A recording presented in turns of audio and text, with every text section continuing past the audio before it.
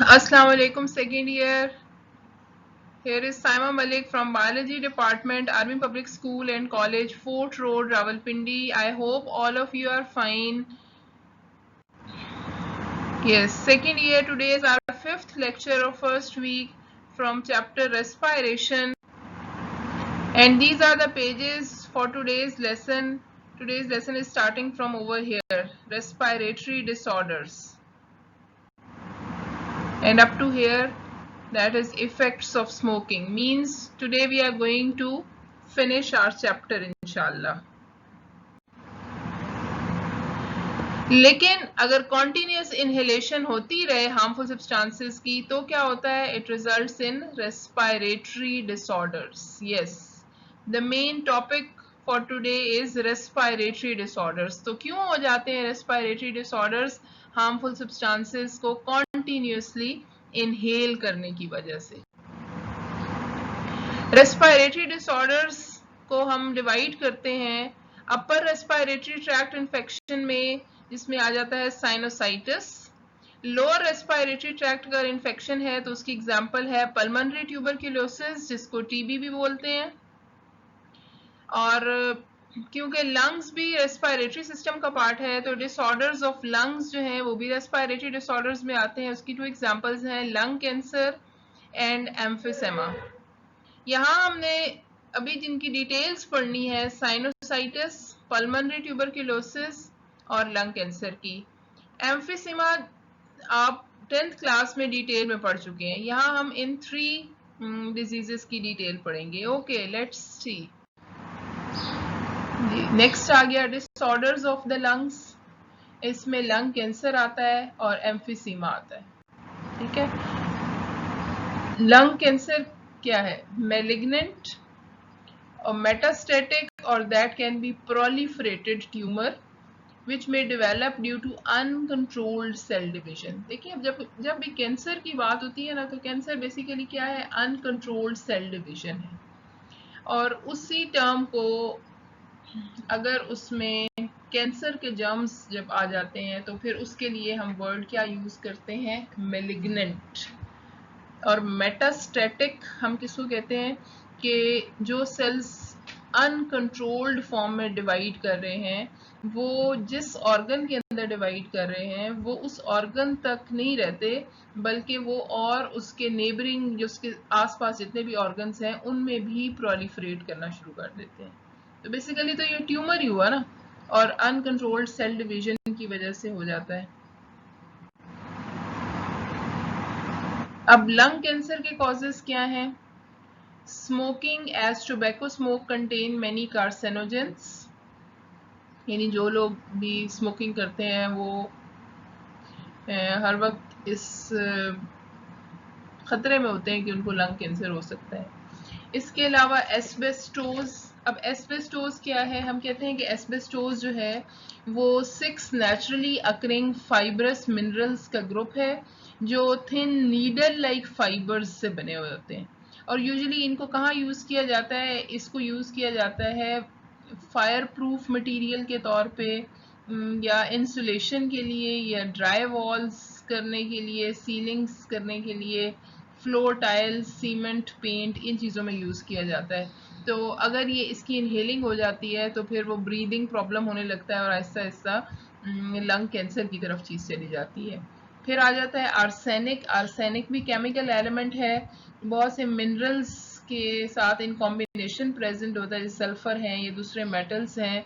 इसके अलावा pure elemental crystal की फॉर्म में भी ये प्रेजेंट होता है.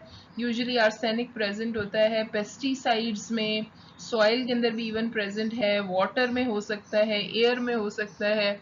और अब जो नई रिसर्चेज आ रही हैं उसमें तो ये भी आ रहा है कि राइस के अंदर भी आर्सेनिक की एक लार्ज अमाउंट प्रेजेंट होती है. इसलिए राइस जो है उनको हमें बहुत ज़्यादा ओवर यूज़ नहीं करना चाहिए. इसके अलावा रेडिएशंस जिनमें गैमा और एक्सरेज आ जाती हैं, सन रेडिएशंस हैं, इवन वो भी लंग कैंसर का सबब हो सकती हैं. फिर कार एग्जॉस्ट फ्यूम्स जो हैं, यानी कार स्मोक जो होता है उसके अंदर जो उसके फ्यूम्स हैं उनमें ऐसे कंपाउंड्स हो सकते हैं जो लंग कैंसर कॉज करें। सिम्टम्स क्या हो सकते हैं? Thickening and callusing of the cells lining the bronchi.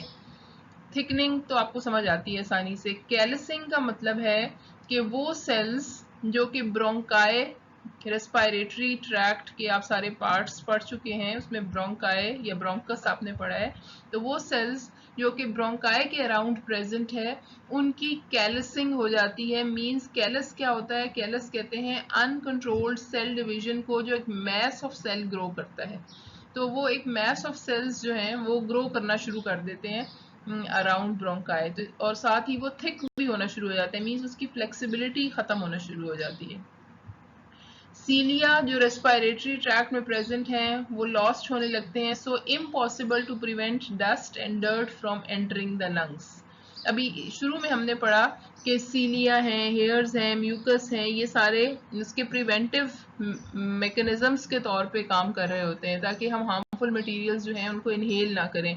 तो जब सीलिया का लॉस होना शुरू हो जाता है तो उससे डस्ट और डर्ट पार्टिकल्स जो हैं वो लंग्स में एंटर होने लगते हैं। ट्यूमर ग्रोथ में block the bronchus by cutting the air supply to lungs. अब देखें ये पीछे हमने पढ़ा ना, कैलसिंग होने लगती है, तो जब मैस ऑफ सेल्स ग्रो कर रहे हैं तो it results in the formation of tumour, और ट्यूमर इतना भी ज्यादा ग्रो कर सकता है कि ब्रोंकस तक एयर सप्लाई पहुंच ही ना सके, इतना ज्यादा ट्यूमर ग्रो कर सकता है। ट्रीट कैसे कर सकते हैं? Removal of the lobe of a lung और removal of complete lung before secondary growth, कि उसकी कुछ ग्रोथ जब होने लगी है, इस तरह से ट्यूमर बनने लगा है, तो लंग के आपको पता है लोब्स होते हैं, राइट लंग के 3 लोब होते हैं, लेफ्ट लंग के 2 लोब्स होते हैं, तो उनमें से जिस लोब में प्रॉब्लम आ रहा है उस लोब को रिमूव कर दिया जाता है, या इवन पूरी की पूरी लंग भी रिमूव करनी पड़ जाती है सेकेंडरी ग्रोथ को रोकने के लिए उससे पहले।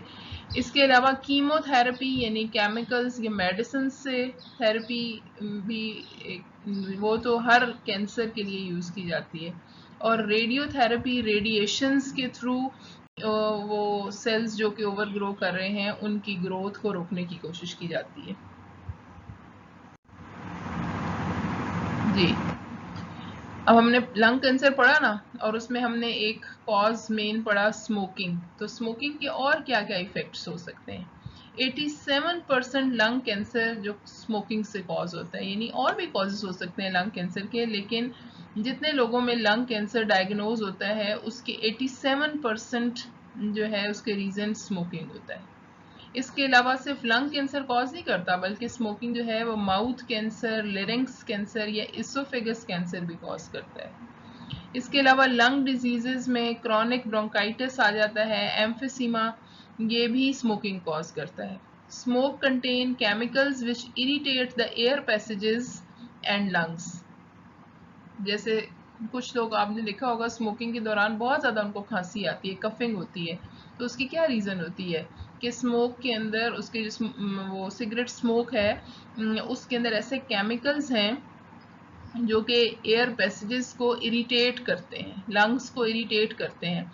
और बहुत से स्मोकर्स ऐसे आपने देखा होगा कि जैसे ही वो सुबह उठते हैं तो उनको अचानक से बहुत ज़्यादा कफिंग होने लगती है, वो पार्टिकल्स या वो केमिकल्स कहीं ना कहीं एयर पैसेजेस में रह जाते हैं, तो वो उसकी इरिटेशन की वजह से वो खांसी होती है।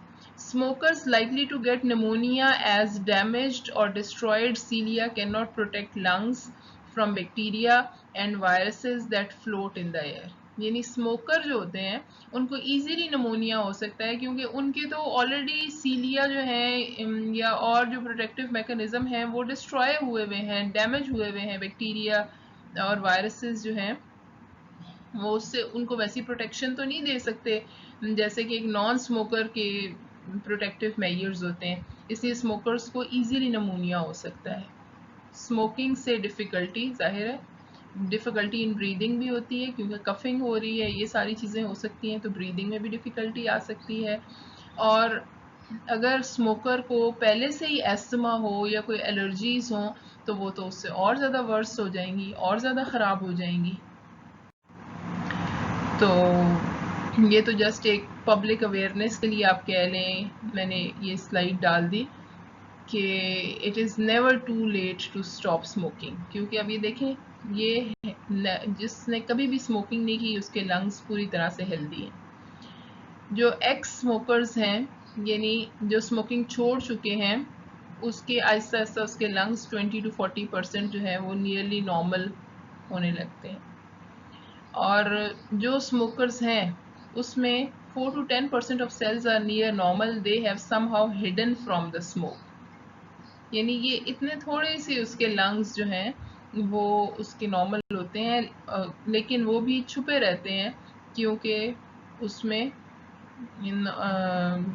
बहुत ज़्यादा स्मोक जो है वो उसको छुपा देता है। ये देखिए 90 to 96% of lung cells have up to 10,000 extra mutations compared with non smokers. Non smokers की आप देख रहे हैं, नॉन स्मोकर्स में तो हेल्दी है ना लंग्स बिल्कुल, और एक्स स्मोकर्स जो हैं उसमें वो कह रहे हैं कि more near normal cells than smokers, these cells में wake up when people stop smoking and start to actively repair the lungs to protect against cancer।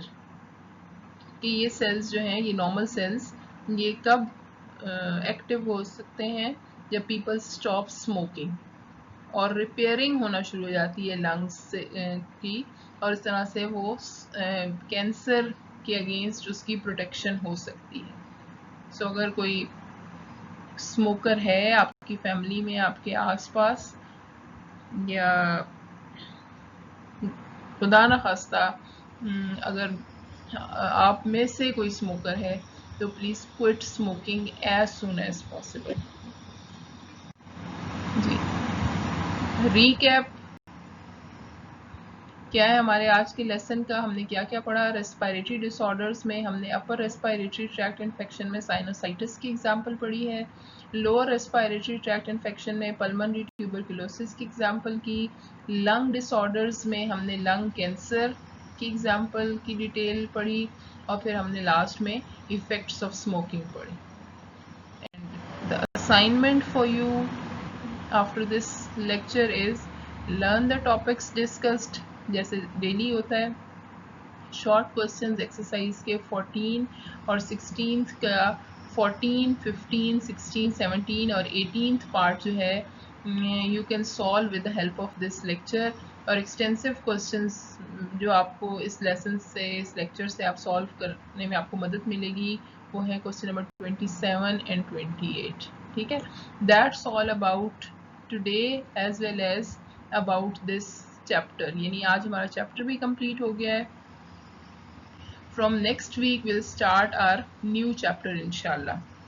So thank you very much. Stay safe, stay blessed. Allah Hafiz.